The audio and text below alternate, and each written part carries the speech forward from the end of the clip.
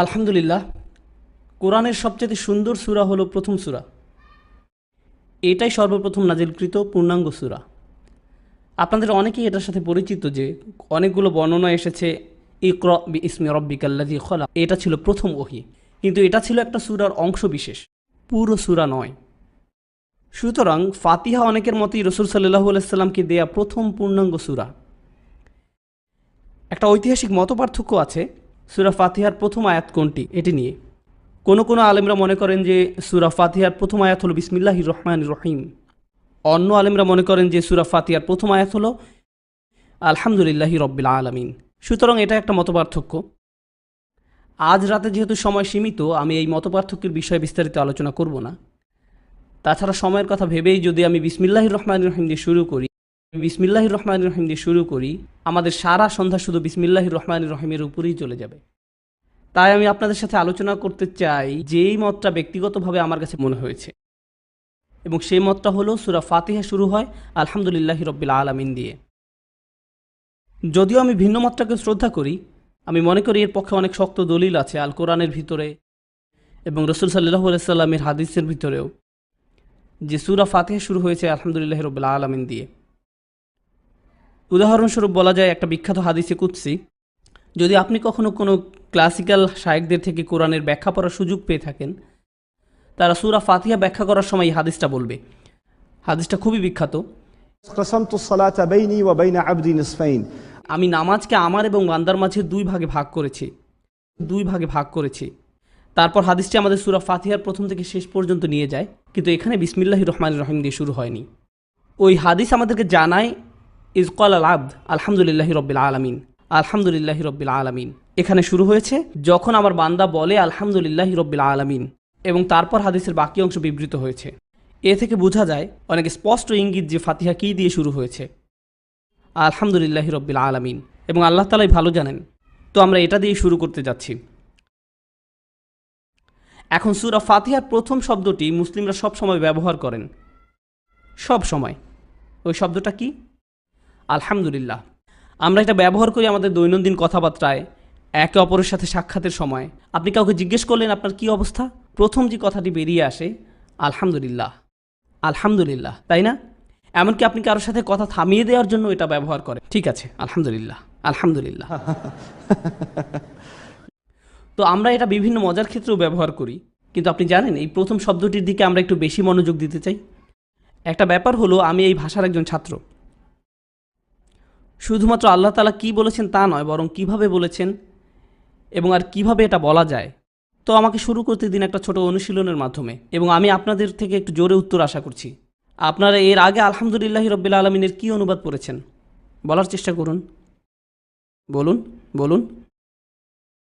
সমস্ত প্রশংসা আল্লাহর জন্য, এছাড়া অন্য কিছু? ধন্যবাদ তোমাকে আল্লাহ। এটা খুবই মজার অনুবাদ।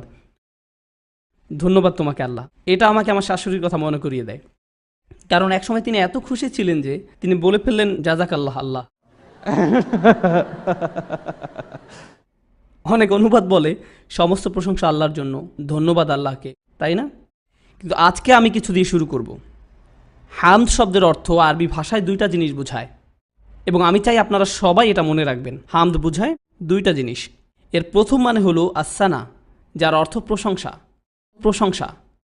দ্বিতীয়টি হলো ধন্যবাদ। প্রশংসা এবং ধন্যবাদ এগুলো দুটি ভিন্ন জিনিস, তারা একরকম নয়। প্রথমে যে আলোচনা আমি আপনাদের সাথে করব তা হলো প্রশংসা এবং ধন্যবাদের মাঝে পার্থক্য কোথায়। প্রথমত আমি চাই এটা আপনাদের এবং আমাকেও স্মরণ করাতে। আপনি রাস্তা দিয়ে হাঁটছেন, এমন সময় আপনি খুবই সুন্দর একটি গাড়ি দেখলেন, আপনি তখন কি করেন? প্রশংসা না ধন্যবাদ দেন? আশা করি আপনি এটাকে ধন্যবাদ দেন না। যেমন আপনি গাড়িটির কাছে যে হুডের উপর হাত চাপড়িয়ে বলেন না যে তোমাকে ধন্যবাদ BMW, আপনি সেটা করেন না। আপনি বলেন চমৎকার গাড়ি, আপনি প্রশংসা করেন। প্রশংসা একটা ভিন্ন বিষয়। এখন উদাহরণস্বরূপ, আপনি এমন কারো বাসায় গেলেন যার মাত্রই বাচ্চা হয়েছে। যদিও আমার ব্যক্তিগত মতামত হলো সদ্যজাত বাচ্চা দেখতে বয়স্ক লোকের মতো, কিন্তু আপনি যাবেন এবং সুন্দরভাবে বলবেন খুব সুন্দর, ওয়াও খুব সুন্দর, খুব সুন্দর। যদিও তাকে দেখতে অদ্ভুত লাগে কিংবা ডাইনোসরের মতো। আমি এটা বলতে পারি, আমার 6টা বাচ্চা আছে, আমার একটুও লজ্জা লাগে না। যাই হোক, আপনি একটি পরিবারের কাছে যান এবং বলেন, কি চমৎকার বাচ্চা। আপনি এখন কি করলেন? আপনি কি প্রশংসা করলেন না ধন্যবাদ দিলেন? প্রশংসা করলেন। আপনি বাচ্চাটাকে ধন্যবাদ দেন না, আপনি এর প্রশংসা করেন। আপনি যখন কোনো খেলা দেখেন এবং একজন ভালো খেলোয়াড় দেখেন, আপনি তার প্রশংসা করেন, ওয়াও অসাধারণ। আপনি সেই খেলোয়াড়কে ধন্যবাদ দেন না, আপনি তার প্রশংসা করেন।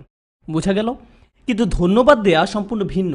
আপনি তখনই কাউকে ধন্যবাদ দেন যখন কেউ আপনার জন্য কিছু করে, যখন কেউ আপনার জন্য কিছু করে। সুতরাং যখন আপনি মনোমুগ্ধকর কিছু দেখেন, যখন আপনি সুন্দর কিছু দেখেন, যখন আপনি এমন কিছু দেখেন যা আপনাকে মুগ্ধ করে, কৌতূহলী করে, তখন আপনি এর প্রশংসা করেন। যখন কেউ আপনার উপকার করে, যখন কেউ আপনার জন্য ভালো কিছু করে, আপনি তাকে ধন্যবাদ দেন, তবে নেহাত প্রশংসা করেন না। যখন আপনি কারো প্রশংসা করেন তার মানে এই না যে আপনি তাকে ধন্যবাদও দেন। এটা পরিষ্কার? যখন আপনি কোনো কিছুর প্রশংসা করেন, এটা এমন না যে আপনি তাকে ধন্যবাদ দেবেন, কিন্তু এর বিপরীতটাও সত্য। যখন আপনি কোনো কিছুকে ধন্যবাদ দেন বা কাউকে ধন্যবাদ জানান, তার মানে এই না যে আপনি তার প্রশংসা করেন। এটা নিয়ে কিছুক্ষণ চিন্তা করা যাক। কিভাবে আপনি কাউকে ধন্যবাদ জানাবেন তার প্রশংসা না করে?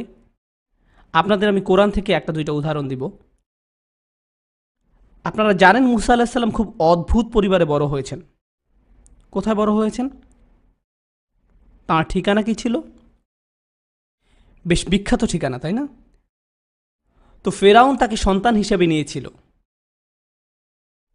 দেখুন, ফেরাউনই তাকে লালন পালন করেছে। আর অনেক বছর পর মুসা আলাহিসাল্লাম যখন ফিরে এলেন, ফেরাউন মূলত বলেছিল, কি করে, কোন সাহসে তুমি আমার সাথে এভাবে কথা বলছো?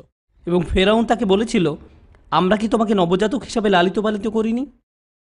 আমরা কি তোমাকে এখানে লালন পালন করিনি আমাদের মাঝে? তুমি কি তোমার জীবনের অনেকগুলো বছর এখানে কাটাওনি? তুমি কি করে আমাদের সাথে এভাবে কথা বলছো? সে কি বলেছিল? তুমি কি না, তুমি কি না, শূন্যস্থানটি পূরণ করুন। না, না উত্তর এটা না যে তোমার কি ঘুম পাচ্ছে না, এটা উত্তর না। তুমি কি কৃতজ্ঞ না? তুমি কি কৃতজ্ঞ নও? এবং মুসা আলাইসাল্লাম উত্তরে বললেন, ওয়াতিলকা নিয়ামাতুন তামান্নুহা আলাইয়া, সেটা তো ছিল আমার প্রতি আপনার একটা অনুগ্রহ, ধন্যবাদ। এটা ছিল তার ধন্যবাদ দেওয়ার ধরন। অন্যভাবে বললে ফেরাউন কখনোই প্রশংসিত হবে না। না কোনো নবী প্রশংসা করবেন, না কোনো মুসলিম প্রশংসা করবেন। কিন্তু যখন সে কারো প্রতি অনুগ্রহ করে, তখন সে কি প্রাপ্য? ধন্যবাদ প্রাপ্য। প্রশংসা ছাড়াও ধন্যবাদ জানানো সম্ভব। কোরআন মাতা পিতার অধিকারের কথা বলে। মাতা পিতারা এটা জানেন, কারণ এটা নিয়ে সবসময় কথা বলেন। কোরআন পিতামাতার অধিকারের কথা বলে। আর পিতামাতা সম্পর্কে আল্লাহ বলেন, কৃতজ্ঞ হও আমার প্রতি ও তোমার পিতামাতার প্রতি। তোমার বাবা মা যদি তোমাকে শিরক করতে বাধ্য করে, শিরক তো খুবই খারাপ, আমার মনে হয় না এর থেকে খারাপ কিছু হতে পারে। তোমার বাবা মা যদি তোমাকে শিরক করতে বলে, তাদের কথা শুনবে না। কিন্তু আয়াতের শুরুতেই বলছেন, তবুও তাদের প্রতি কৃতজ্ঞ হতে হবে।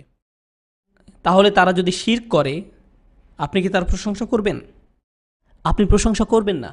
কিন্তু যেহেতু তারা আপনার বাবা মা, আপনি কি করবেন? ধন্যবাদ দিবেন। তবুও তাদের ধন্যবাদ দিবেন। ইব্রাহিম আলাইসাল্লামের কথা ভাবুন। তিনি তার বাবার কাজটার প্রশংসা করতেন না, কিন্তু তবুও তিনি কৃতজ্ঞ ছিলেন, তাই না?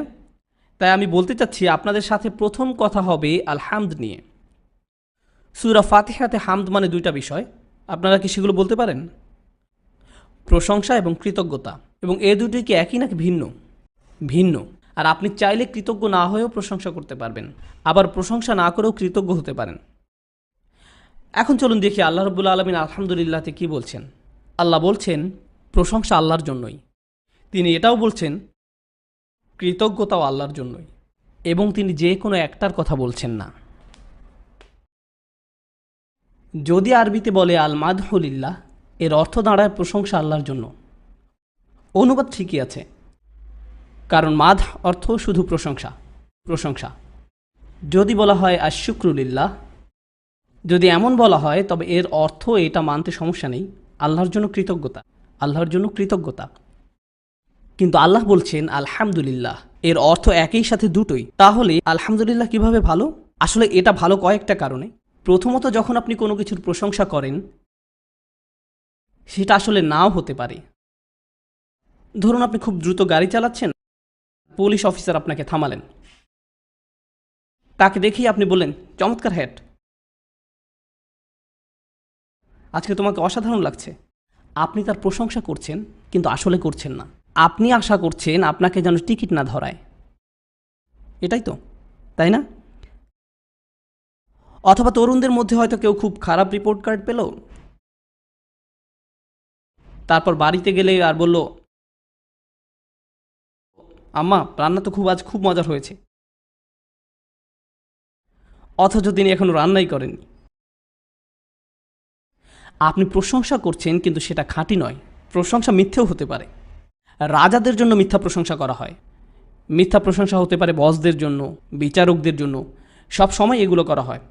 অতিমাত্রায় প্রশংসা শুধুমাত্র কাউকে খুশি করার জন্য, কিন্তু এটা সত্যিকারের না, ঠিক না? ধরুন আপনি কোনো চাকরির ইন্টারভিউ দিতে গেলেন, খুবই ভয়ানক ইন্টারভিউ দিয়েছেন, আপনার দেওয়ার সবচেয়ে খারাপ ইন্টারভিউ ছিল, এমনকি তখন আপনি বের হওয়ার সময় বলেন আপনার সাথে পরিচিত হয়ে ভালো লাগলো। এটা ভালো না হলেও আপনি এই কথা বলেন, এটা মিথ্যা প্রশংসা। বোঝা গেল? অর্থাৎ যখন মাদ শব্দটি ব্যবহার করা হয়, এটা মিথ্যাও হতে পারে, এটা মিথ্যাও হতে পারে, এটা আসলে আল্লাহর জন্য পুরোপুরি উপযুক্ত নয়। আসুন শুক্র নিয়ে ভাবা যাক। আল্লাহ বলছেন আশ-শুকরুলিল্লাহ, মানে সকল কৃতজ্ঞতা আল্লাহর জন্যই। কৃতজ্ঞতা আল্লাহরই জন্য। আপনি জানেন কি, আপনি কৃতজ্ঞতা তখনই স্বীকার করেন যখন আপনি উপকার স্বীকার করেন। আপনার জন্য কিছু করা হয়েছিল এবং আপনি বুঝতে পেরেছেন যে এটা আপনার জন্যই করা হয়েছিল, এবং শেষ পর্যন্ত আপনি কৃতজ্ঞতা জানান। আপনার গাড়ির চাকা পাংচার হয়ে গেছে, কেউ এসে আপনাকে সাহায্য করলো, আপনি বলবেন ধন্যবাদ।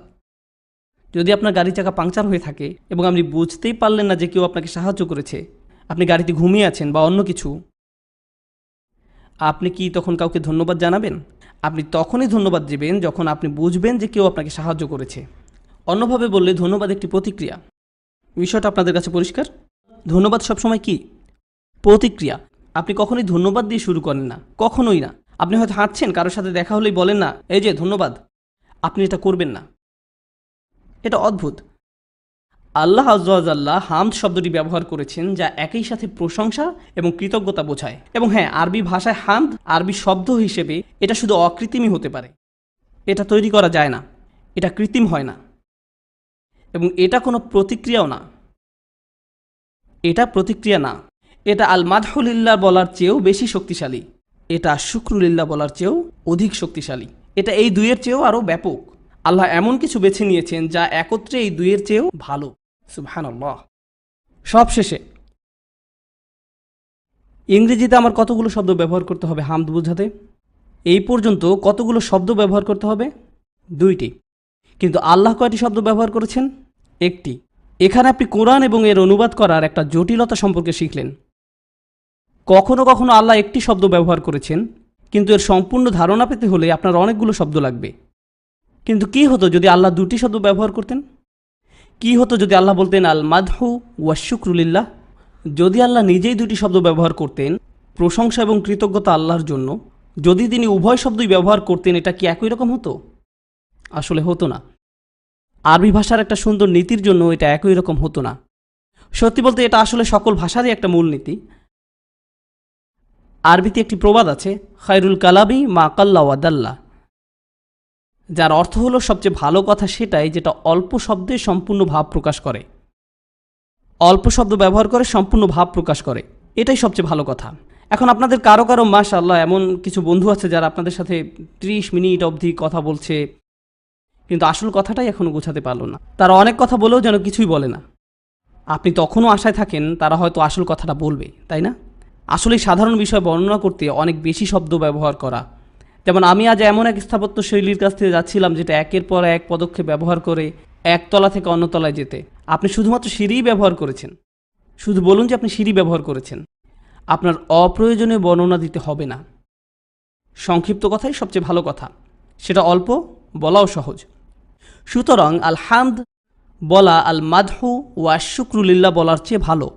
কিন্তু এখানে আরও একটা পার্থক্য রয়েছে, আর সেটা হলো পুরনো আরবিতে যখন আপনি 2টি জিনিসের মধ্যে এবং ব্যবহার করেন, এবং শব্দটি খুবই সাধারণ যা আমরা সবসময় ব্যবহার করি, কিন্তু যখন আপনি এবং শব্দটি আরবিতে ব্যবহার করেন, এবং এর আরবি প্রতিশব্দ কি কেউ জানেন? ওয়া। এটা 2টি জিনিসকে আলাদা করে, এমনকি অর্থের দিক দিয়েও। আপনি কি তার মানে জানেন? যদি বলেন আল মাদহু ওয়া শুকরুলিল্লাহ, আপনি আসলে বলছেন আল্লাহর প্রশংসা কিছু জিনিসের জন্য এবং কৃতজ্ঞতা অন্য কিছু জিনিসের জন্য। এটা সবসময় একত্রিত হয় না। কারণ শব্দগুলো একত্রিত না। যেহেতু আপনি তাদের আলাদা করছেন, কখনো আপনি আল্লাহর প্রশংসা করছেন কৃতজ্ঞতা প্রকাশ না করে, আবার কখনো আপনি আল্লাহর কৃতজ্ঞতা প্রকাশ করছেন তার প্রশংসা না করে। কিন্তু যখন আপনি আলহামদুলিল্লাহ বলেন, যে কারণেই আলহামদুলিল্লাহ বলেন না কেন, বাস্তবতা কি? আপনি আল্লাহর প্রশংসা এবং কৃতজ্ঞতা একই সময়ে প্রকাশ করছেন। আপনার যে কোনো একটি বেছে নিতে হবে না। এখন উদাহরণস্বরূপ, আপনি একটা সুন্দর গাড়ির পাশ দিয়ে হেঁটে যাচ্ছেন এবং এই সুন্দর গাড়িটির দিকে তাকান এবং বললেন আলহামদুলিল্লাহ। আপনি কি করলেন? আপনি আল্লাহর প্রশংসা করলেন মানুষকে এই ক্ষমতা দেওয়ার জন্য, এটা নকশা করার, এটা তৈরি করার ক্ষমতা দেওয়ার জন্য।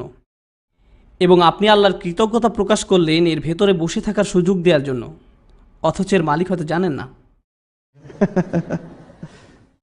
আপনি একই সাথে প্রশংসা করছেন এবং ধন্যবাদ দিচ্ছেন। আপনি এটাই করছেন। এটাই প্রকাশ করে একজন মুসলিমের আচরণ কেমন। তো ধরুন কেউ আপনার সাথে কথা বলতে আসলো, দিনটা আপনার খারাপ যাচ্ছিল, কেমন চলে? ও আলহামদুলিল্লাহ। আপনি কিন্তু আসলেই আল্লাহর প্রশংসা করছেন না, আসলেই আল্লাহর প্রশংসা করছেন না। আলহামদুলিল্লাহ শুধুমাত্র বলার জিনিস নয়, এটা একটা আচরণগত ব্যাপার। এটা আপনার মনোভাবের সাথেও জড়িত। মুখ দিয়ে কি আসলো সেটা আল্লাহর কাছে মুখ্য নয়। আল্লাহর কাছে মূল্যবান হচ্ছে যে কথা অন্তর থেকে আসে।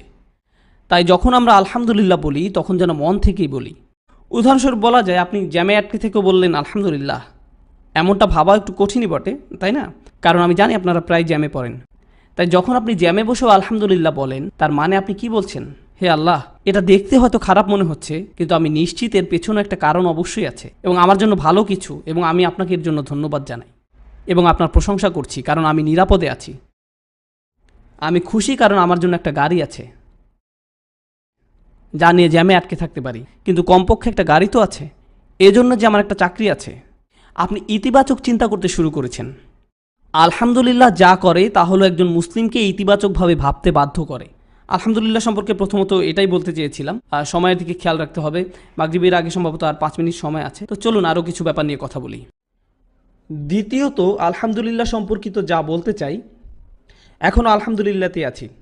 আরবিতে আপনি বিশেষ্য পদও ব্যবহার করতে পারেন, আবার ক্রিয়াপদও ব্যবহার করতে পারেন। আর এখন মনে হচ্ছে ব্যাকরণে জ্ঞান দিচ্ছি, কিন্তু আশা করি আপনারা ইংরেজি ব্যাকরণে আমাদের আমেরিকানদের তুলনায় অনেক ভালো। যখন ইংলিশ গ্রামার শব্দটা বলি তখন আমেরিকানরা হতাশ হয়ে যান। আস্তাগফিরুল্লাহ, আমার দিকে তাকাবেন না। কিন্তু আমি আশা করি এখানকার ইংরেজি শিক্ষার অবস্থা বেশ ভালো। বিশেষ্য এবং ক্রিয়াপদ, এখন কোনটার কাল আছে? যেমন অতীতকাল, বর্তমানকাল, ভবিষ্যৎকাল। কোনটার কাল আছে? ক্রিয়ার কাল আছে, বিশেষ্য পদের কাল নেই। অতীত বিশেষ্য পদ বলতে কিছু নেই, কিংবা বর্তমান বিশেষ্য পদ অথবা ভবিষ্যৎ বিশেষ্য পদ। সবার কাছে ব্যাপারটা পরিষ্কার? ঠিক আছে। তো এখন যদি আমি বলি আমি আল্লাহর প্রশংসা করি, এবং এর মানে বুঝেছি প্রশংসা ও ধন্যবাদের কারণ আমি আগেই বলে এসেছি, আমি এখন সংক্ষেপে বলছি। যখন আমি বলি আমি আল্লাহর প্রশংসা করি, আমি কি বিশেষ্য পদ ব্যবহার করলাম নাকি ক্রিয়াপদ? হ্যাঁ, এটা ক্রিয়াপদ। আমি যদি বলি আমরা আল্লাহর প্রশংসা করি, এটা কি বিশেষ্য পদ নাকি ক্রিয়াপদ? ক্রিয়াপদ। কোন কাল? অতীত না বর্তমান? বর্তমানকাল, ঠিক না? আচ্ছা, যখন আমি বলবো প্রশংসা আল্লাহর জন্য, এখানে কি প্রশংসা বিশেষ্য নাকি ক্রিয়া? সবার কাছে ব্যাপারটা পরিষ্কার? এখানে প্রশংসা বিশেষ্য পদ। আল্লাহ তো ক্রিয়াপদও ব্যবহার করতে পারতেন। আরবিতে আপনি বলতে পারতেন আহমাদুল্লাহ, আমি আল্লাহর প্রশংসা করলাম। নাহমাদুল্লাহ, খুতবাতে যেমন শোনেন আলহামদুলিল্লাহ নাহমাদুহু ওয়া নাস্তাঈনুহু। আগে কি শুনেছেন? খুতবায় ঘুমিয়ে পড়ার ঠিক আগে, ঠিক তো আপনারা শুনেছেন নাহমাদুহু ওয়া নাস্তাঈনুহু। তো এটা একটা ক্রিয়াপদ। ও 10 মিনিট বাকি আছে, চমৎকার। তো নাহমাদুহু, আমরা আল্লাহর প্রশংসা করলাম। আহমাদুহু, আমি আল্লাহর প্রশংসা করলাম। আমি নাকি আমরা? তিনি বর্তমানকাল ব্যবহার করেননি, তিনি ব্যবহার করলেন একটা বিশেষ্য। এখন মূল যে কথাটা বলছিলাম, বিশেষ্যের কোনো কাল হয় না, এর কোনো অতীত, বর্তমান বা ভবিষ্যৎ নেই। কিন্তু ক্রিয়াপদের কি আছে? এদের কাল আছে। এদের আছে বর্তমান কাল, অতীত, ভবিষ্যৎকাল। এটাই পুরো বিষয়টাকে সৌন্দর্যমণ্ডিত করেছে। যদি বলি আমি আল্লাহর প্রশংসা করলাম, তখন আমি শুধু বর্তমান কালের কথা বলছি, অতীত সম্পর্কে কিছুই বলছি না এবং ভবিষ্যৎ সম্পর্কেও কিছু বলছি না। যদি আমি অতীতকাল ব্যবহার করি, আমি এখানে বর্তমান বা ভবিষ্যতের কোনো ব্যাপারে নিশ্চয়তা দিচ্ছি না। কাল যে কোনো একটি সময়কালকে বোঝায়, যে কোনো একটি সময়কালকে বোঝায়। আরেকটা কথা, আমি এখন আল্লাহর প্রশংসা করার মানে কি সামনের সময়টাতেও আল্লাহর প্রশংসা করছি নাকি না? না, আমার এই প্রশংসা ক্ষণিকের, এটা স্থায়ী না। একটা ক্রিয়াপদ অনন্তকাল বোঝাতে পারে না। আল্লাহ ব্যবহার করলেন বিশেষ্য, আর বিশেষ্য হচ্ছে স্থায়ী। আল্লাহর প্রশংসা স্থায়িত্বের দ্বারা বর্ণিত হয়েছে। জানেন এর মানে কি দাঁড়ায়? মানে দাঁড়ায় আমি হয়তো এখন আল্লাহর প্রশংসা করছি, কিন্তু আল্লাহর প্রশংসা সর্বদাই বিদ্যমান। এবং আমি চিরকাল থাকবো না, কিন্তু আল্লাহর প্রশংসা চিরকালই থাকবে। আল্লাহর প্রতি কৃতজ্ঞতা চিরকালই থাকবে। আমার জন্য এটা থেমে থাকবে না। আলহামদুলিল্লাহর বাস্তবতা হলো এটা আমার উপর নির্ভরশীল না। এবং এটাই বিশেষ্য আর ক্রিয়ার আলোচনার দ্বিতীয় অংশ। মনোযোগ দিন, আশা করি বিষয়টা বোঝাতে পারবো। যখন ক্রিয়াপদ ব্যবহার করেন তার মানে ক্রিয়া করার জন্য কাউকে লাগবে, এটাই হচ্ছে কর্তা। এটাকে আরবিতে বলে ফাইল। ক্রিয়ার জন্য কর্তা লাগে। হঠাৎ করে কথার মাঝে আপনি বলে উঠতে পারবেন না পরীক্ষায় ফেল করেছে। কে ফেল করলো? আপনি বলতে পারেন না গায়েব হয়ে গেছে। কে গায়েব হয়ে গেল? ও, আমার কলম গায়েব হয়ে গেছে। দেখলেন, যখন ক্রিয়া ব্যবহার করবেন তখনই তা করার জন্য কাউকে লাগবে। আপনার একটা কর্তা দরকার, শুধু একটা ক্রিয়া দিয়ে চলবে না। এর কোনো অর্থ দাঁড়ায় না, বরং তা গোলমাল পাকাবে। কিন্তু বিশেষ্য করার জন্য কাউকে লাগে না। বিশেষ্যর কোনো কর্তা লাগে না। বিশেষ্য নিজেই স্বাধীন। একটা আপেল একটা আপেলই। আপনাকে বলতে হবে না সেটা কে খেয়েছে, এমন কোনো প্রয়োজন নেই। এটা একাই যথেষ্ট। যখন আল্লাহ হামদ কথাটা ব্যবহার করলেন, তিনি এটাকে স্বাধীন করে দিলেন। এর কাউকে দরকার নেই। যদি তিনি ক্রিয়া ব্যবহার করতেন তখন এর কাউকে দরকার ছিল, তাই না? দরকার ছিল এমন কাউকে যে প্রশংসা করবে, হয় আমি অথবা আপনি কিংবা আমরা। কিন্তু আল্লাহ ব্যাপারটাকে কোনো ব্যক্তি কিংবা সত্তার নির্ভরশীলতা থেকে মুক্ত রাখলেন।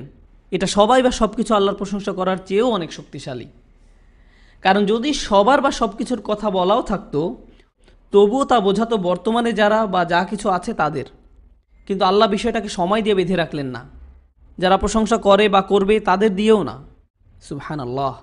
আল্লাহ আমাদের আলহামদুলিল্লাহ বলার মুখাপেক্ষী নন। যখন আমরা আলহামদুলিল্লাহ বলি, আমি আল্লাহকে স্বীকৃতি দেই যে আল্লাহর আমাদের দরকার নেই, বরং আমাদের দরকার আল্লাহকে। শুধুমাত্র আলহামদুলিল্লাহ শব্দের মাধ্যমে আমরা এই সাক্ষ্য দিচ্ছি। তো আমি এতক্ষণ আপনাদের কি বললাম? যখন আমরা আলহামদুলিল্লাহ বলি তা আমাদেরকে আশাবাদী করে তোলে। এই বিষয়টা আমি আপনাদেরকে প্রথমে জানিয়েছিলাম। তা আমাদের বিনয়ী করে তোলে। এটা আমাদের বোঝায় যে কোনো কিছুই আমাদের উপর নির্ভর করে না, বরং আমরা আল্লাহর উপর নির্ভর করি।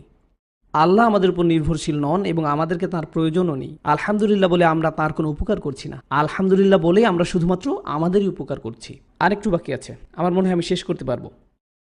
আদেশ এক ধরনের ক্রিয়াপদ। একটি বিশেষ ধরনের ক্রিয়াপদ হলো আদেশ। যেমন আরবিতে আপনি বলতে পারেন ইহমাদুল্লাহ, আল্লাহর প্রশংসা করুন। আল্লাহর প্রশংসা করুন। এটা অনুরোধও হতে পারে, যেমন চলুন মাগরিব পড়ে আসি। অথবা আপনি আপনার সন্তানকে বলতে পারেন আমার জন্য পানি নিয়ে এসো, তাই না?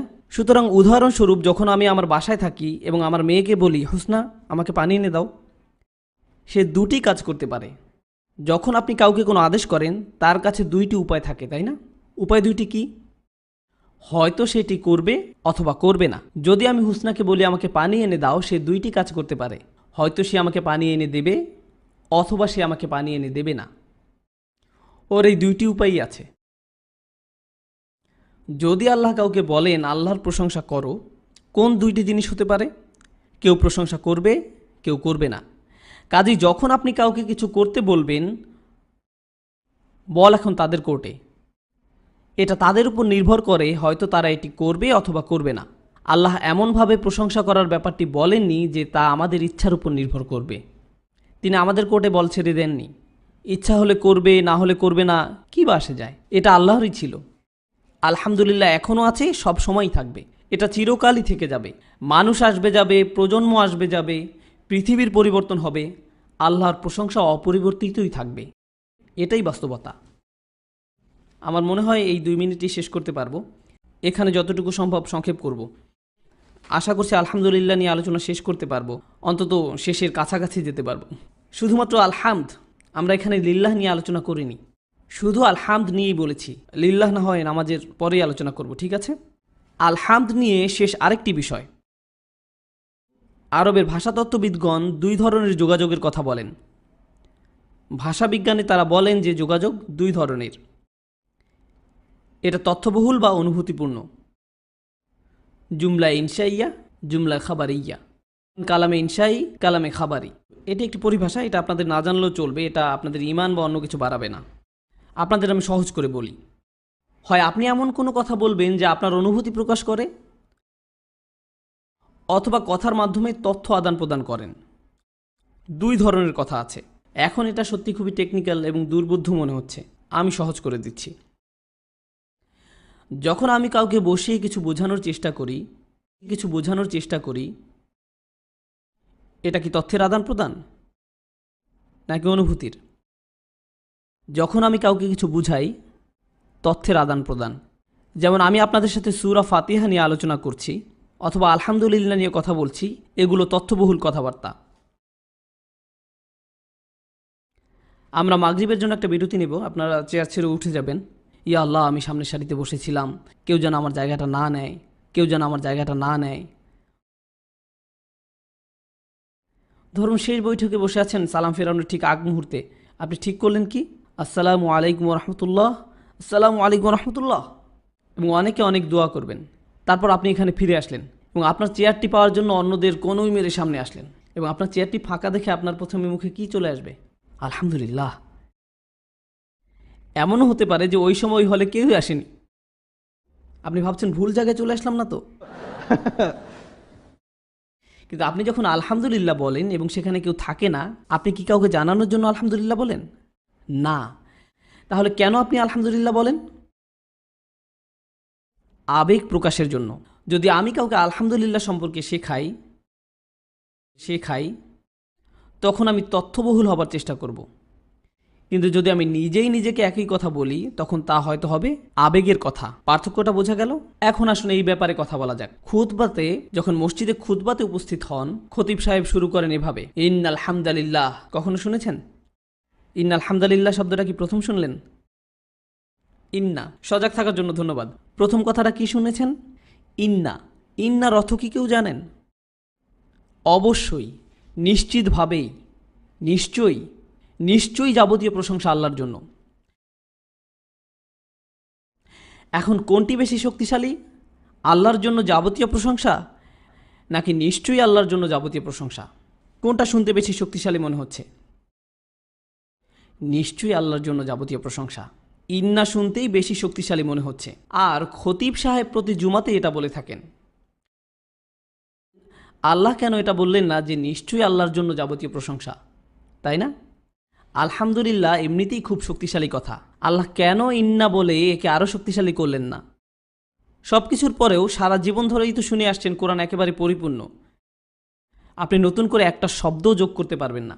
তো এটা কী ধরনের পার্থক্য তৈরি করবে? আমি তো ছোট্ট করে একটা ইন্না যোগ করে দিতেই পারি।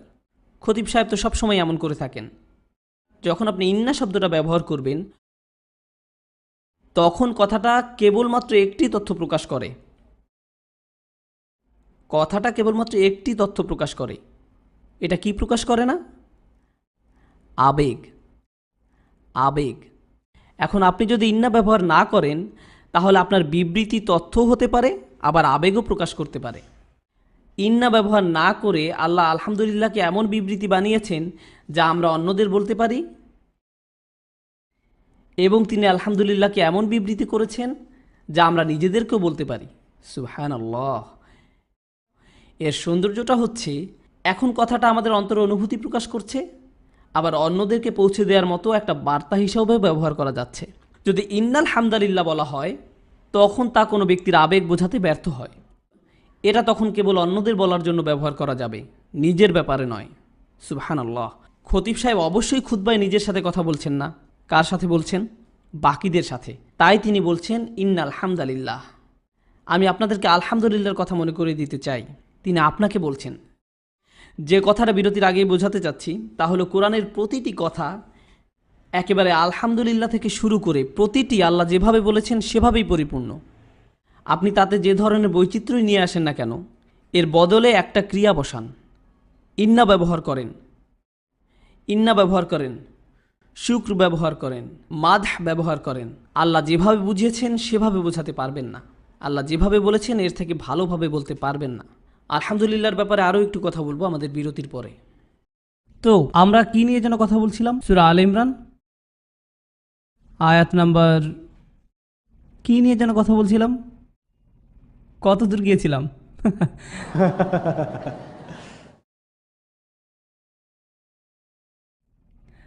তো আপনারা আশা করি ইংরেজি ভাষা সম্পর্কে পরিচিত।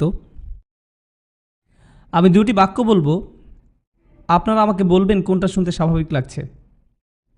আমি দুপুরের খাবার খেয়েছি, এটা প্রথম বাক্য। দ্বিতীয় বাক্য, দুপুরের খাবার আমি খেয়েছি। কোনটা শুনতে আপনাদের স্বাভাবিক লাগছে?